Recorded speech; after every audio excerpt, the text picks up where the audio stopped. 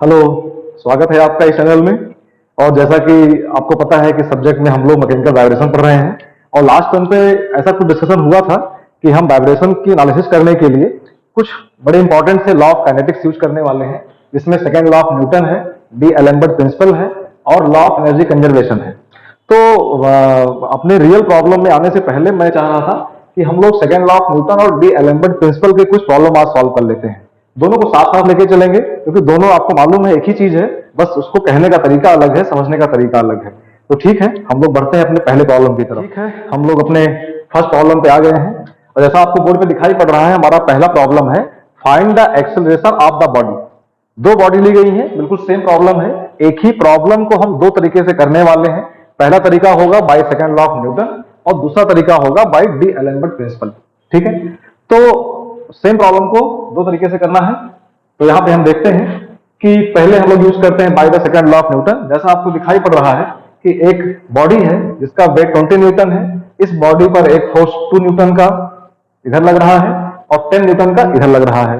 Body पर लगने वाले जो अप्लाइड फोर्सेज हैं वो केवल दो हैं, 2 न्यूटन एंड 10 न्यूटन।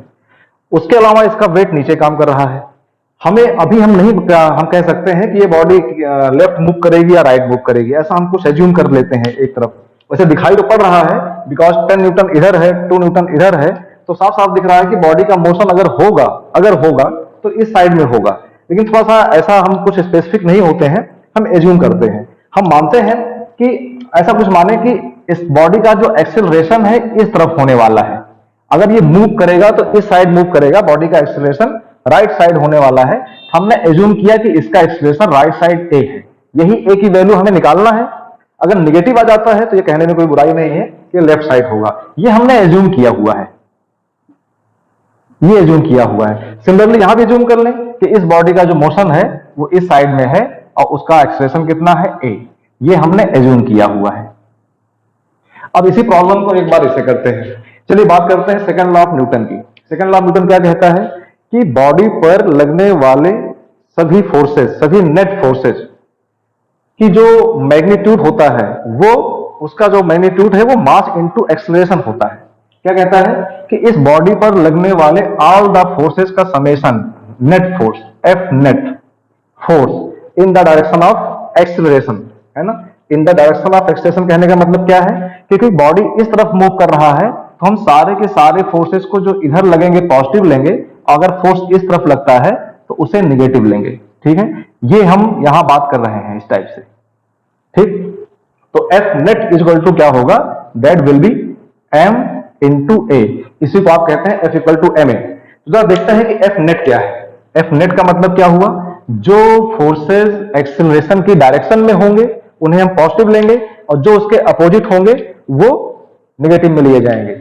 तो एक तो दिख रहा है कि 2 हमारा एक्सेलरेशन के डायरेक्शन में है तो पॉजिटिव होगा, 10 अपोजिट है तो नेगेटिव होगा। उसके अलावा क्योंकि फ्रिक्शन कॉफिशिएंट दिया गया है, बॉडी हमारी जिस सरफेस पे रखी है वो स्मूथ नहीं है, वो रफ है, तो इसका मतलब इसकी वजह से इस बॉडी पर एक फ्रिक्शन फोर्स भी काम करेगा। अच्छा, हमें मालूम है पहले से कि फ्रिक्शन फोर्स की मैक्सिमम वैल्यू क्या होती है। फ्रिक्शन फोर्स की maximum value that will be mu R, और म्यू की वैल्यू कितनी है 0.2। आर कितना होगा, यहां से साफ दिख रहा है कि अगर इसका वेट नीचे काम कर रहा है तो इस पर लगने वाला रिएक्शन ऊपर काम करेगा, दैट विल बी आर। ठीक है, इस बॉडी पर देखा जाए तो जितना फोर्स ऊपर होगा उतना नीचे होगा। आर और डब्ल्यू आपस में दूसरे को बैलेंस कर रहे हैं, दैट्स वाई इस बॉडी में अप एंड डाउन मोशन नहीं हो रहा है। ठीक है, इस एक्सिस पे हो सकता है कि अनबैलेंस फोर्सेज हो, उसी की वजह से एक्सेलरेशन आएगा, लेकिन वर्टिकल एक्सिस पे, वाई एक्सिस पे किसी तरह का अनबैलेंस फोर्स नहीं है। क्यों नहीं है, रिएक्शन इक्वल टू डब्ल्यू। तो आप ये कह सकते हैं यहां पे आर की वैल्यू डब्ल्यू के बराबर होगी जो कि 20 न्यूटन होगी। तो आप कह सकते हैं 0.2 into 20 that will be equal to 4 Newton.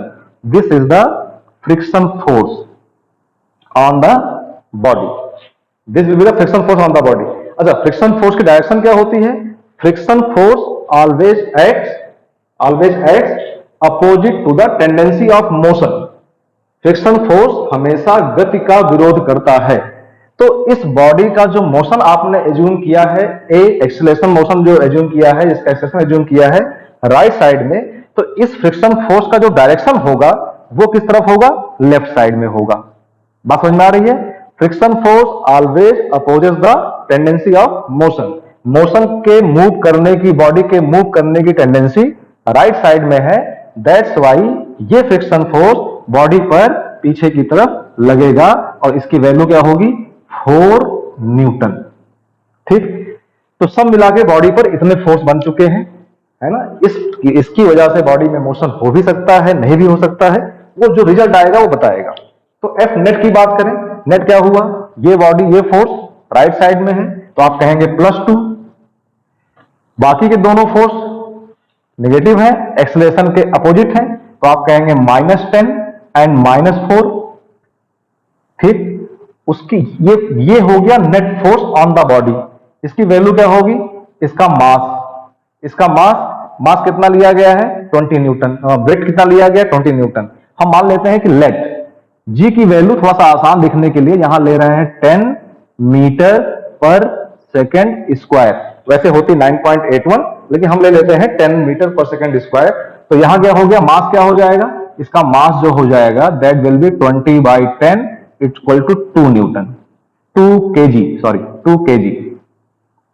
तो ये हो गया 2 और इंटू ए। तो यहां से अगर इसको सॉल्व करते हैं कितना आ गया? यहां से ये माइनस का 12 equal to 2 into A. This will give A is equal to -6 metre per second square. This is the answer. तो 6 तो बता रहा है मैग्नीट्यूड कि इस बॉडी का जो एक्सेलरेशन होगा 6 मीटर पर सेकेंड स्क्वायर के हिसाब से होगा। अच्छा, माइनस क्या बता रहा है? माइनस ये कह रहा है कि जो आपने डायरेक्शन एज्यूम किया है, राइट साइड एज्यूम किया था, गलत किया था। बॉडी का जो मोशन होगा राइट साइड ना होकर लेफ्ट साइड होगा, है ना। तो बॉडी का मोशन किस साइड में होगा? लेफ्ट साइड में होगा। ये जो मोशन होगा ये मोशन लेफ्ट साइड में होगा। ऐसा रिजल्ट हमें मिला by the second law of Newton. Magnitude 6 metre per second square and direction in this side. Okay, next बात करते हैं, इसी प्रॉब्लम को सॉल्व करते हैं बाय डी एलेम्बर्ट प्रिंसिपल। आपको दिखाई पड़ेगा कि बिल्कुल एक ही बात को दूसरी तरीके से कहा जा रहा है। What is D Alembert principle? Last lecture में डिस्कशन हुआ था। इसमें एक टर्म आया था इनर्शिया फोर्स, और इसका जो फॉर्मूला बन के आया था, फॉर्मूला वाज द कि बॉडी पर लगने वाला net force on the body minus inertia force on the body will be equal to 0। Means body पर लगने वाला नेट फोर्स, और अगर उस पर इनर्शिया फोर्स एज्यूम कर लिया जाए जो कि एक सूडो फोर्स था, काल्पनिक फोर्स था, तो बॉडी हमारी इक्विलिब्रियम में आ जाती है। क्योंकि ये बात हुई थी कि डी एलेम्बर्ट प्रिंसिपल का यूज हम कब करते हैं? जो हम चाहते हैं कि सिस्टम हमारा डायनेमिक से स्टैटिक बन जाए। क्योंकि स्टैटिक सिस्टम को सॉल्व करना आसान होता है, और जब स्टैटिक हो जाता है तो हम उसके ऊपर law of equilibrium sigma F S equal to 0, sigma F Y equal to 0, sigma M equal to 0 बड़ी आसानी से लगा सकते हैं।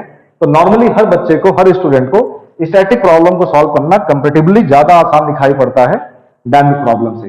तो अगर net force plus inertia force मिल जाता है तो उसका समेशन 0 आता है। इसका मतलब बॉडी रेस्ट में आ गई, बॉडी पर कोई भी अनबैलेंस्ड फोर्स नहीं बचा after assuming the inertia force. ठीक है, ये बात हुई थी लास्ट लेक्चर पे, इसको आप देख लीजिएगा प्रीवियस लेक्चर में।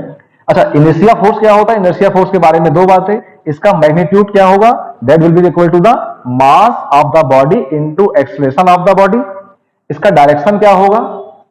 डायरेक्शन होगा always opposite to the acceleration, opposite to acceleration. जिस दिशा में आपका बॉडी मूव कर रहा है या आपने एज्यूम किया है कि एक्सेलरेशन राइट है, लेफ्ट है, हमेशा उसके अपोजिट होगा। तो जरा इसकी बात करते हैं। ठीक है, तो जैसे यहां पे देखा गया था, तो फ्रिक्शन फोर्स की वैल्यू कितनी आई थी? फ्रिक्शन फोर्स आया था 4। ये यहां भी काम करेगा, फ्रिक्शन फोर्स काम करेगा 4 न्यूटन। ये तो पिछले से ही निकाल लेते हैं, 4 न्यूटन काम करेगा। ठीक है, बॉडी में वेट नीचे काम करेगा तो रिएक्शन ऊपर काम करेगा। ये इसकी एफबीडी बन गई, free body diagram of the body. लेकिन अभी ये बॉडी मूविंग है, डायनेमिक है। अभी इस फिगर में और इस फिगर में किसी तरह का कोई भी चेंज दिखाई नहीं पड़ता है। लेकिन क्योंकि हमने एज्यूम किया है कि बॉडी का जो एक्सेलरेशन है वो राइट साइड में हो रहा है, दैट्स वाई इस पर अगर हम इनर्शिया फोर्स को एज्यूम करें, इनर्शिया फोर्स को इंपोज करें, तो उसका डायरेक्शन किधर होगा, क्योंकि बॉडी राइट साइड में एक्सेलरेट कर रही है तो इनर्शिया फोर्स लेफ्ट साइड में लगना चाहिए, और वैल्यू क्या होगी, मास इनटू एक्सेलरेशन। ठीक है, तो हम कह सकते हैं कि इस बॉडी पर एक इनर्शिया फोर्स और ऐड कर रहा है, क्योंकि राइट साइड मूव कर रही है तो इस पे लेफ्ट साइड लगने वाला है, और इसको हम कह रहे हैं इनर्शिया फोर्स, और इसकी वैल्यू क्या होगी, इस बॉडी का मास हम निकाल चुके हैं, दैट इज 2 किलोग्राम। तो it will be 2 into acceleration assume किया हुआ है a। ठीक है, this is the inertia force. ठीक है, अब जैसे ये लग गया तुरंत हम कह रहे हैं कि बॉडी हमारी अब क्या हो गई, स्टैटिक। और स्टैटिक होने का मतलब क्या है, इस पे हम लगा सकते हैं sigma F X equal to 0 and sigma F Y equal to 0। ठीक है, तो sigma F Y equal to 0 लगाते हैं तो क्या दिखाई पड़ता है यहां से कि R is equal to 20 newton. Mean sigma F Y equal to 0 का मतलब क्या है, जितना फोर्स ऊपर उतना ही फोर्स नीचे, तो R is equal to 20 newton. ठीक है, अब सिग्मा एफ एक्स लगाते हैं इसी बॉडी पे, sigma F X equal to 0, sigma F X is equal to 0। ठीक है, ये हमारा लॉ ऑफ इक्विलिब्रियम है फॉर कॉन्करेंट फोर्स सिस्टम। ठीक, सिग्मा एफ 0 का कहने का मतलब क्या है कि जितने फोर्स लेफ्ट में लगे होंगे पूरी बॉडी पे उतने ही फोर्स राइट में लगे होंगे, that's why body is in equilibrium. तो देखा जाए लेफ्ट में क्या लगा हुआ है, इस साइड में एक 10 न्यूटन है, एक 4 न्यूटन है, तो आप कह सकते हैं 10 न्यूटन और दूसरा कह सकते हैं 4 न्यूटन प्लस 4 न्यूटन। ठीक है, और उसके अलावा 2 इंटू ए, उसके अलावा प्लस इनर्शिया फोर्स, और राइट में क्या लगा हुआ है, ओनली 2 न्यूटन। तो दिस इज द इक्वेशन। ठीक है, जब देखें तो ये इक्वेशन और ये इक्वेशन बिल्कुल सेम जैसे दिखाई पड़ रही है, बस वैल्यू थोड़ा सा इधर उधर हुआ है। अगर इसको सॉल्व किया जाए तो यहां से दिखाई पड़ता है 2 is equal to 2 minus 10 minus 4, और अगेन आपको मिलता है minus 12 divide by 2 and you will get a is equal to minus 6 metre per second square. ठीक, तो इस तरीके से देखा तो डी एलेम्बर्ट को हम लोग ऐसे यूज कर सकते हैं, और एक्सेल देखिए वैल्यू आपको सही मिल रही है, यहां भी यही मतलब हुआ, this is the magnitude. Minus sign ये शो करता है कि एक्सेलरेशन निगेटिव है। निगेटिव होने का मतलब क्या हुआ, क्योंकि हमने पॉजिटिव माना था राइट साइड में, तो निगेटिव किधर हुआ, लेफ्ट साइड में। एक्सेलरेशन की जो डायरेक्शन होगी वो लेफ्ट साइड में होगी, this is the direction. Okay, तो मेरे ख्याल से आपने देख लिया कि एक ही क्वेश्चन को दो तरीके से किया गया और आंसर सेम आता है। अच्छा, तो वाइब्रेशन में हम लोग जब आगे बढ़ेंगे तो कोशिश करेंगे कि हम इस मेथड से काम करें। ठीक है, तो